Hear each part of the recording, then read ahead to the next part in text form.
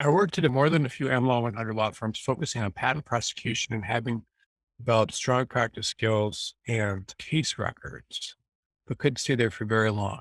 Okay. I finally realized the same mistakes I've been making over so many years, all of which, by the way, can be characterized as not listening to, besides correcting those mistakes, what else can I do to get back in the game? Okay, this is a good question for patent attorneys.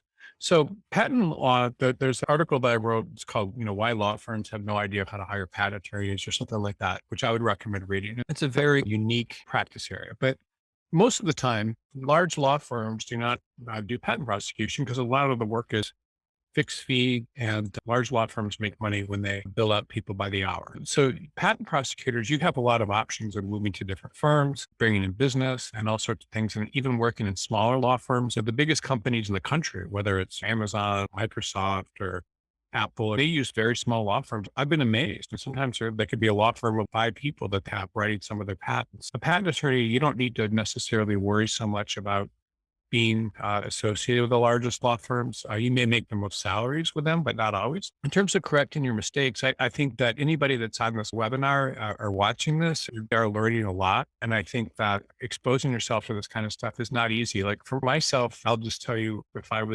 anybody watching this right now, it would be hard for me because I'm exposed to this sort of stuff from the standpoint of being a good executive. It's hard when you learn about your weaknesses because it's okay. I got to do this. I got to do that, and it motivates you, but most people will bury their heads under a pillow and not realize all this. So I would just commend anybody for watching this because it's not easy learning all this stuff. And it's not easy confronting the truth about how you could fix things. But in terms of correcting those mistakes and getting back in the game, patent attorneys are not held to the same kind of standards many times because they're science people and it's just different kind of other sorts of things. So I think that if you do try to go back to large law firms, there's such a demand, especially for people with hard science backgrounds, that I don't think you'll have many issues with that.